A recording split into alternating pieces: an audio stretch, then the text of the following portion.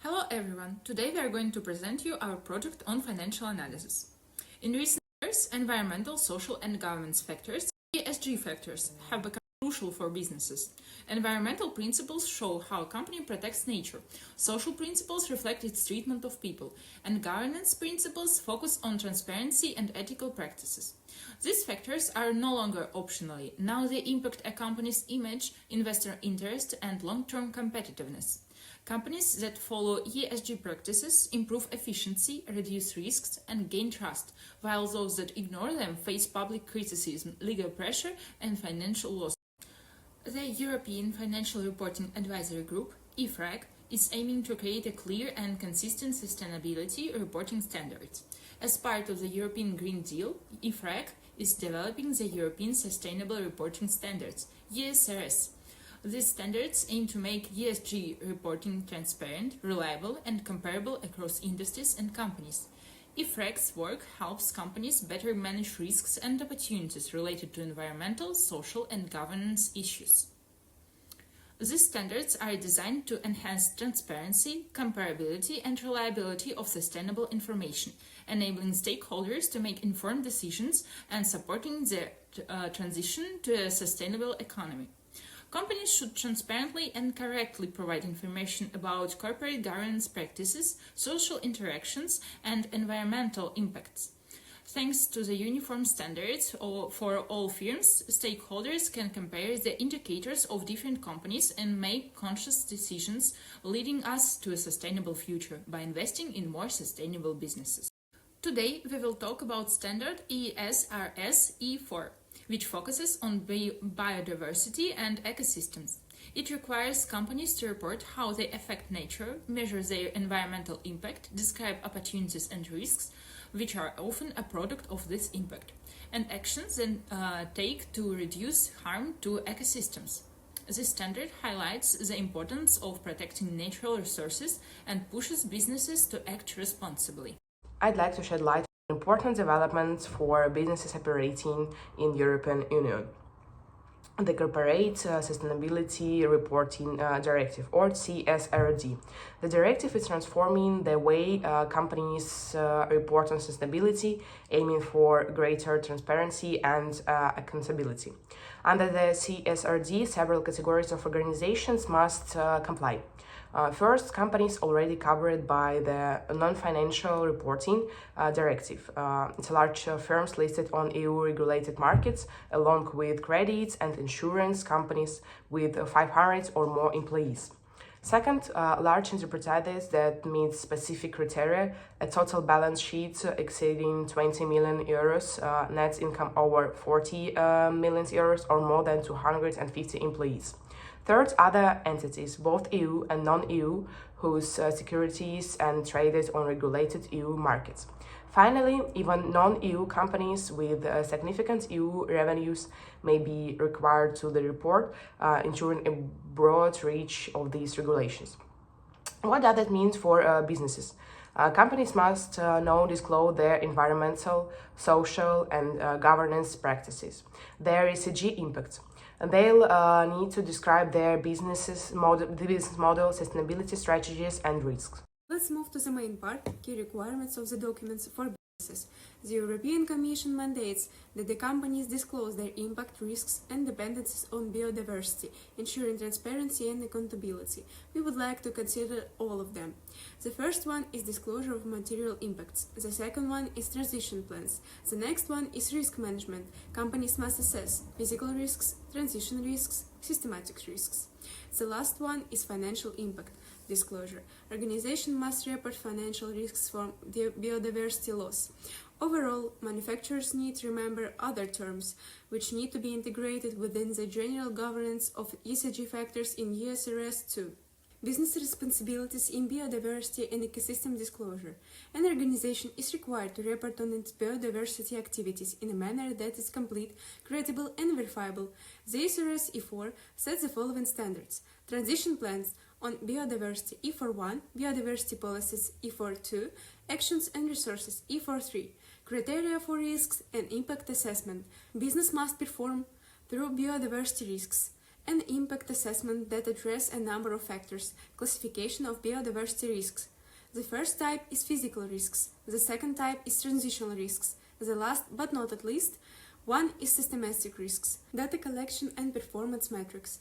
Manufacturers should put in place methodological procedures for gathering, monitoring, and evaluating biodiversity data. Biodiversity objectives. E44. Businesses must establish qualitative goals pertaining to biodiversity that are in line with international and European Union biodiversity frameworks. Impact measures. E45.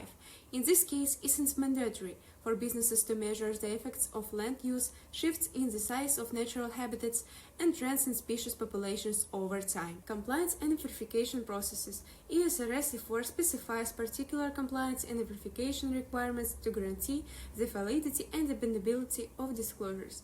Governance oversight companies too, approved by the board in order to guarantee strategic alignment, getting third-party confirmation of disclosures, and the last one, data and performance metrics, should be evaluated by auditors. In today's business landscape, ESG, environmental, social, and governance factors, is no longer just a trend. It's a fundamental driver of success. Let me highlight why ESG is so important and how companies can effectively measure its impacts. First, ESG plays a key role in attracting investment. Financial institutions now assess non-financial risks such as environmental impact and social responsibility alongside traditional metrics. Second, it's a powerful tool for shaping public perception. A well-executed ESG strategy can boost a company's reputation, while neglecting it can lead to crisis. Third, ESG enhances customer loyalty. Today's customers are increasingly drawn to brands that prioritize sustainability and ethical practices.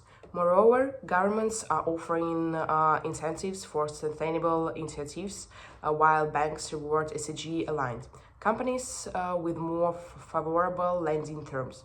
But how do we measure ESG impact? It starts with creating a centralized data management system, ensuring a reliable, consistent information across all departments. Standard operating procedures, or SOPs, establish clear guidelines for data collection, helping ensure accuracy and accountability. Collaboration is essential. HR provides insights into workplace diversity, operation tracks environmental impact, and finance insurance transparency and ethical practices.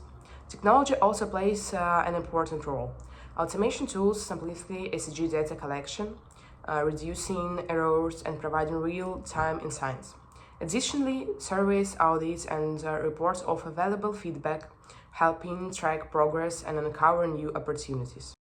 I want to share some fascinating insights into the connection between ESG reporting and corporate financial reporting. Using two major oil companies, Gazprom and Tatneft, as examples. These companies, with authorized capitals of approximately 1.3 and 0.25 billion euros respectively, offer a clear contrast in their environmental accountability. I want to add that this elaborate analysis was made by students of Moscow State University, Daria Ivleeva, Alex Gaminin, Anna Malygina, and me, Yulia Sergeychuk.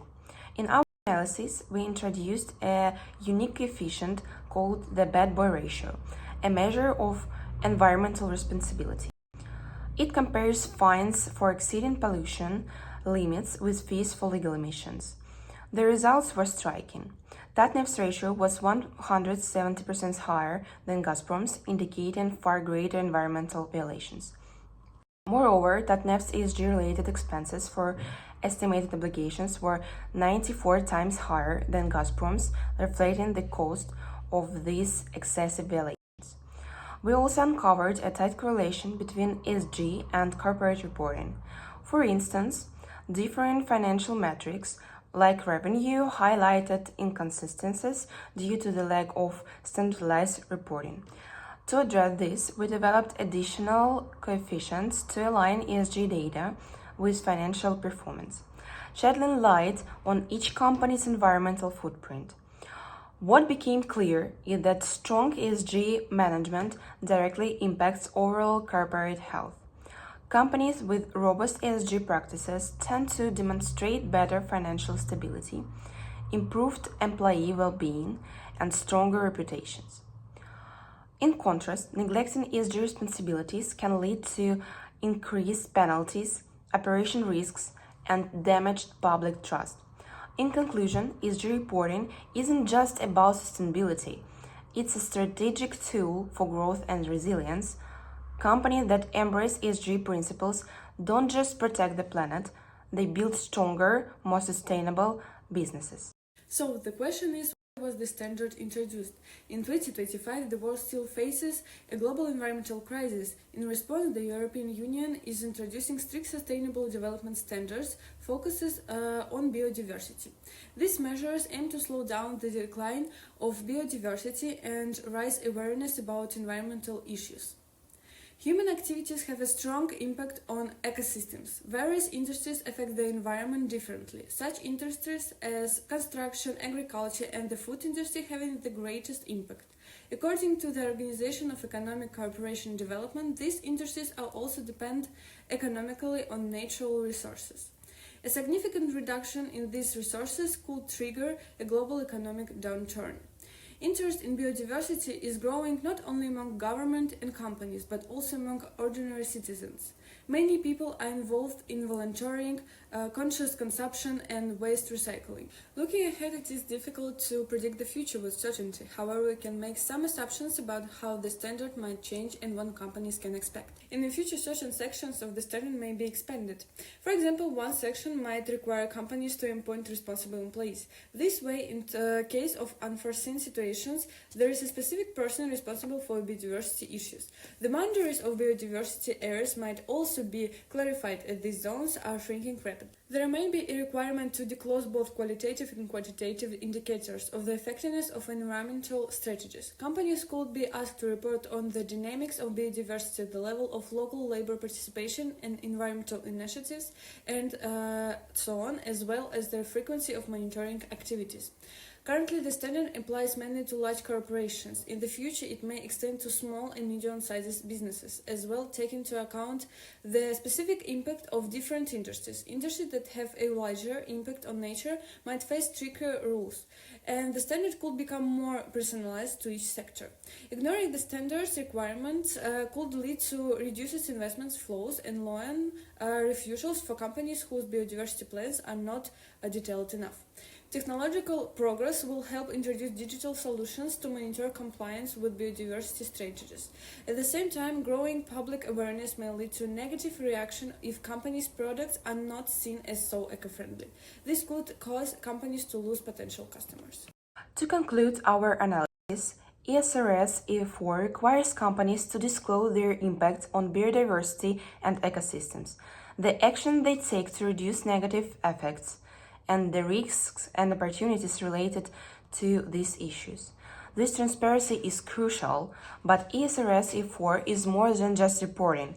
It pushes companies to develop concrete strategies for biodiversity protection, aligning with the EU's 2030 biodiversity strategy. Businesses must address their direct and indirect impacts, from pollution to habitat destruction, and integrate biodiversity considerations into their decision-making. Complying with ESRS E4 brings tangible benefits. Sustainable companies gain access to more investment opportunities as ESG-conscious investors increasingly prioritize eco-friendly businesses. Accurate data collection is essential for this process. Companies need systems to track biodiversity indicators, such as habitat loss and pollution levels. The link between ESG and corporate reporting is especially clear when we look at companies like Gazprom and Tatneft. ESG factors directly impact financial performance, risk management, and corporate strategy, influencing everything from revenue to liabilities. In today's world, sustainability isn't just a responsibility, it's a crucial driver of competitiveness and long-term success.